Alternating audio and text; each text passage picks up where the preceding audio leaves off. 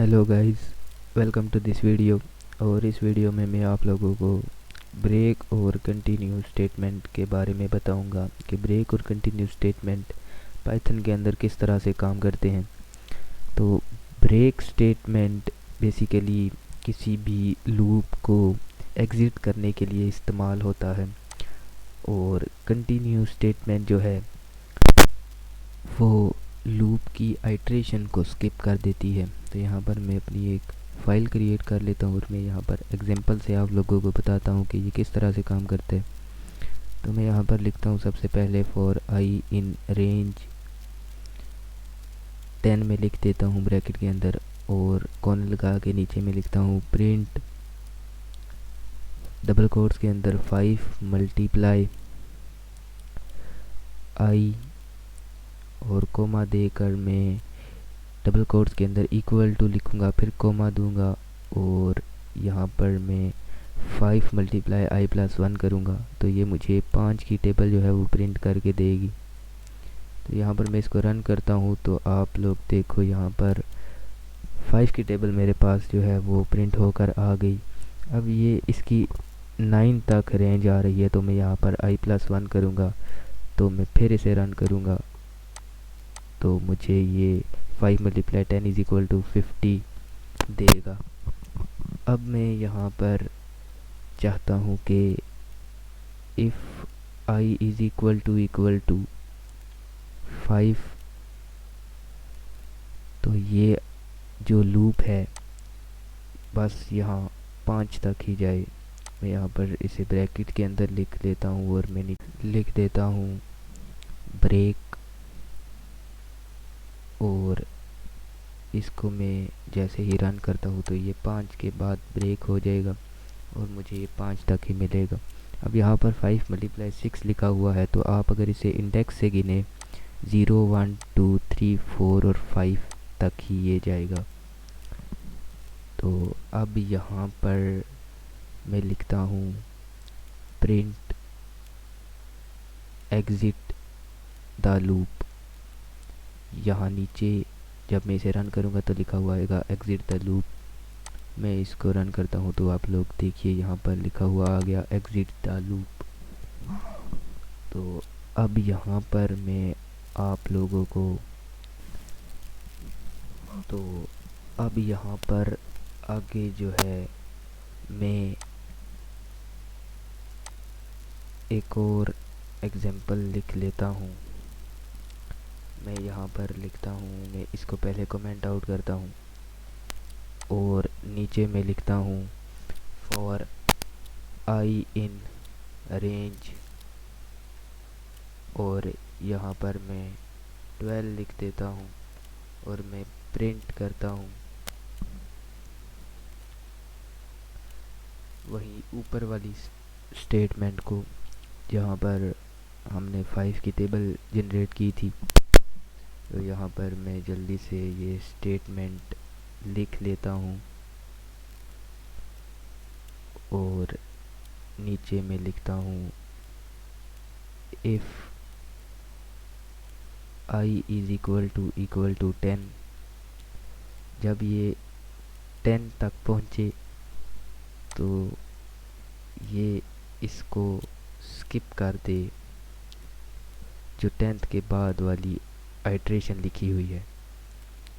तो यहाँ पर मैं लिखूँगा प्रिंट स्किप दी आइट्रेशन, और नीचे में लिख दूँगा कंटिन्यू। जैसे मैं इसको रन करूँगा तो आप लोग देखो जो इंडेक्स 10 थी उसके बाद इसने स्किप कर दिया आइट्रेशन को और ये वहाँ से आगे निकल गया।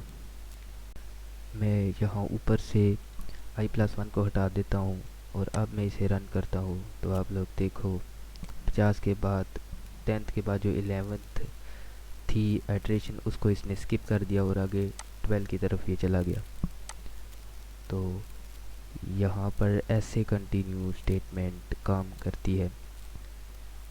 तो मैं ऊपर वाले को भी कमेंट आउट कर देता हूँ और मैं दोनों को रन करता हूँ तो आप लोग देखो, एक जिसमें मैंने ब्रेक स्टेटमेंट लगाई थी वो 5 से आगे एग्ज़िट कर गई लूप को, और जो मैंने कंटिन्यू स्टेटमेंट लगाई थी वो उसने आइट्रेशन को स्किप किया और आगे निकल गया। तो यहाँ पर ऐसे ये दोनों स्टेटमेंट्स काम करती हैं। यहाँ पर मैं एक और एग्जांपल देता हूँ।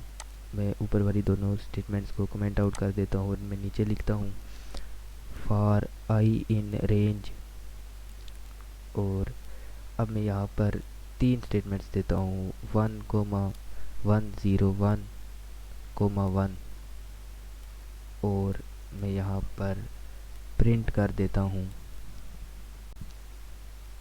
आई कोमा, यहाँ पर मैं लिखता हूँ और कोमा देकर मैं आगे सिर्फ डबल कोट्स लगा दूंगा और नीचे में लिख दूंगा if I is equal to 10, तब ये ब्रेक कर जाए।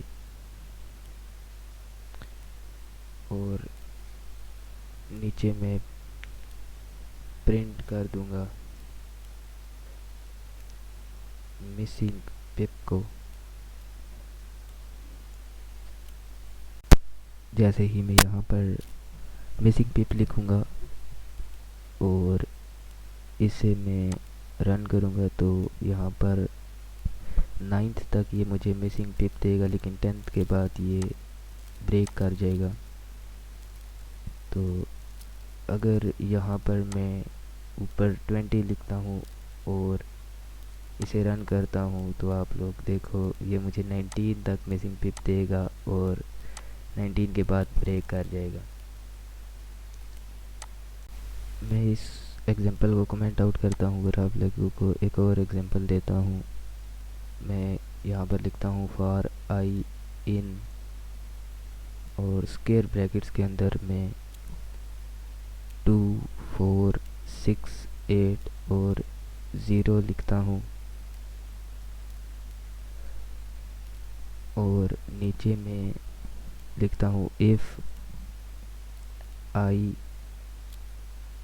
%2 नॉट इक्वल टू 0, तो इस फंक्शन को कंटिन्यू रखो और प्रिंट कर दो आई को। तो जैसे ही मैं यहाँ पर प्रिंट आई लिखता हूँ और इसको मैं रन करता हूँ तो आउटपुट में देखो हमें आंसर 2, 4, 8 और 0 मिल गया है। तो ये थी हमारी आज की वीडियो। उम्मीद करता हूँ वीडियो अच्छी लगी होगी। मिलते हैं आपके साथ अगली वीडियो में, तब तक के लिए अल्लाह हाफिज़।